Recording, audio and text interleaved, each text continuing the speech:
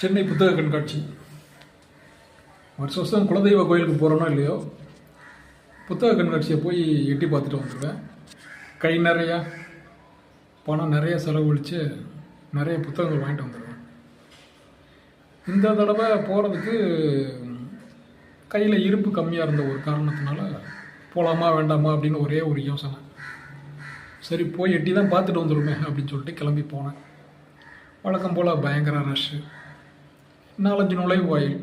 நான் நுழைஞ்ச கேட்டுக்குள்ளே நுழைஞ்ச உடனே ஜோய் ஆலுக்காஸ் தங்க நகை விற்பனை கடையோட பெரிய அட்வர்டைஸ்மெண்ட் போர்டு இருந்தது. பக்கத்தில் ஒரு பொண்ணு ஒரு பையனும். அந்த இடத்துக்கு அந்த சூழலுக்கு சற்றும் சம்மந்தமே இல்லாமல் முழு ஒப்பனையோட மேக்கப் போட்டு அந்த பொண்ணு பார்த்திங்கன்னா பயங்கர மேக்கப்.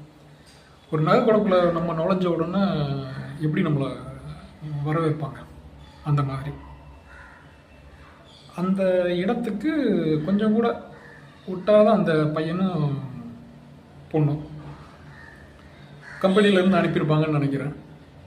ஆனால் ஆர்வமாக எந்திரிச்சு நின்று, சார் ஒரே நிமிஷம் இந்த புத்தகத்தை மட்டும் பாருங்கள், அந்த ஓனரோட சுயசரிதை படித்து பாருங்கள், நல்லாயிருக்கும் சார், 350 ரூபா பணம், 300 ரூபா சலுகை விலையில் தர்றோம் அப்படின்னாங்க. அந்த பையன் அந்த பொண்ணோட ஆர்வத்துக்காக வாங்கி பார்த்தேன். ஒரு 2-3 பக்கம் புரட்டி பார்த்தேன். ஒரு நல்ல வாசிப்பை தரும் அப்படின்ற ஒரு நம்பிக்கையில் வாங்கிட்டேன். அந்த பொண்ணுக்கும் அந்த பையனுக்கும் பார்க்குறப்போ, என்னடா இது நம்மளை இந்த இடத்துல வந்து உட்கார வச்சிட்டாங்க இல்லை அப்படின்னு ஆரம்பத்தில் தோணியிருக்கும். இன்னும் 2 நாள் 3 நாள் போக போக அந்த இடம் அவங்களுக்கு ரொம்ப பிடிக்கும். அந்த சூழல் அந்த பசங்களுக்கு ரொம்ப பிடிக்கும். புரட்டி பார்த்துருக்கேன், பார்ப்போம் எப்படி இருக்குன்னு பார்ப்போம். சொல்ல மறந்துட்டேன், அந்த புத்தகம் வாங்கினா அந்த கடையோட கூப்பன் ஒன்று தர்றாங்கம்மா.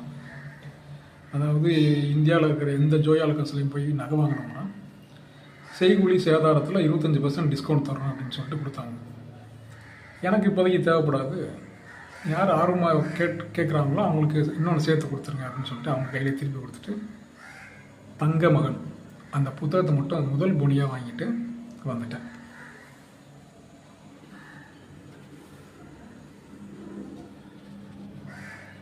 பொங்கல் வாழ்த்துக்கள்.